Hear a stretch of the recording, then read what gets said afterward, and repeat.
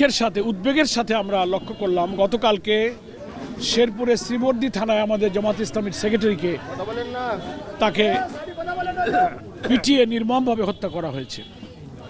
সেখানে প্রশাসনের উদ্যোগে ইশতেহার পাঠের একটা প্রজেকশন মিটিং ছিল সর্বদলীয়ভাবে।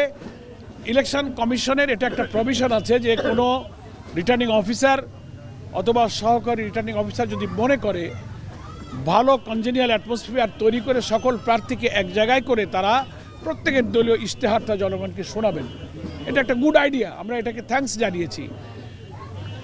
তো শ্রীবর্দী উপজেলা শেরপুরের তারা সেই উদ্যোগী নিয়েছিলেন। সেইখানে বিএনপির প্রার্থীর লোকেরা জামাতের প্রার্থীদের উপরে হামলা করেছে চেয়ারে বসাকে কেন্দ্র করে। গায়ের জোর দিয়ে সামনে বসতে হবে, আসবে পরে জায়গা দিতে হবে সামনে, এটা নিয়ে ঠেলাঠেলি কারা করে এটা তো দেশের জনগণ জানে।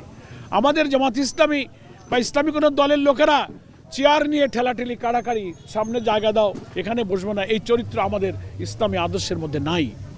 কিন্তু ওনারা এটা করতে গিয়ে সেখানে মারামারি হয়েছে, আপনারা টেলিভিশনে দেখেছেন। এবং নির্বাচনী সহিংসতায় এটি প্রথম জামাত ইসলামীর একজন নেতা শহীদ হলো। আমরা আল্লাহর কাছে দোয়া করব তার শাহাদাত মঞ্জুর হোক। কিন্তু সরকারের প্রধান, ইলেকশন কমিশনের প্রধান, ল এনফোর্সিং এজেন্সি যারা হাতে আছে তাদেরকে আমরা এটাকে কঠোর হস্তে দমন করার জন্য বলবো যে এই ঘটনার আর কোনো পুনরাবৃত্তি হলে আগামী নির্বাচন সুষ্ঠু, নিরপেক্ষ, নিরাপদে হবে কিনা সেটির কিন্তু প্রশ্নবিদ্ধ হয়ে যাবে।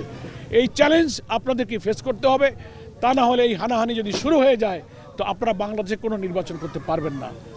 সেজন্য গণমাধ্যমের সুযোগে আমি দেশবাসীকে শান্ত থাকতে বলবো। বিশেষ করে 11 দলের যারা প্রার্থী আছি আমরা শান্তিপ্রিয়, আমরা নিয়মতান্ত্রিকভাবে আমাদের নির্বাচনী প্রচারণা আচরণ বিধি মেনেই আমরা পরিচালনা করছি। সরকার যদি আইনকে যারা শ্রদ্ধা করে, আচরণবিধি যারা মানে, তাদেরকে যদি আপনি দুর্বল ভাবেন, সরল মনা ভাবেন, এটা ভুল করবেন।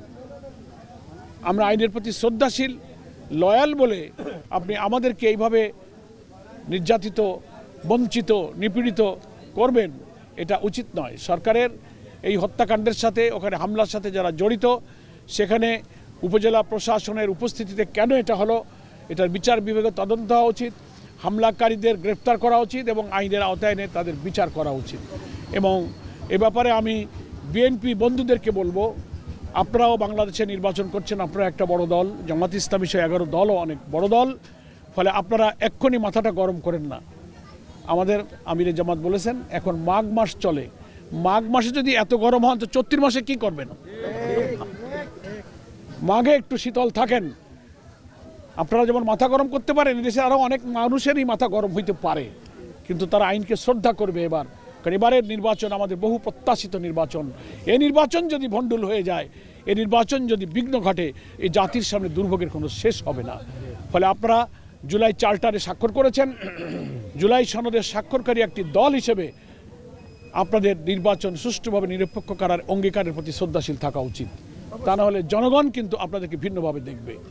এই আহ্বান জানিয়ে আপাতত আমি শেষ করছি। এক্ষুনি আমরা আশঙ্কা করি না, তবে উস্কানি তো শুরু হয়ে গেছে। পা ভেঙে দেবে, হিন্দুদেরকে হুমকি দিচ্ছে, মহিলাদের বৈঠকে বাধা দিয়েছে। ইভেন আমি কালকে কোথায়, মঠবাড়িয়া না কোথায় গেলাম কালকে, কুলবাড়িয়াতে আমার মিটিং ছিল।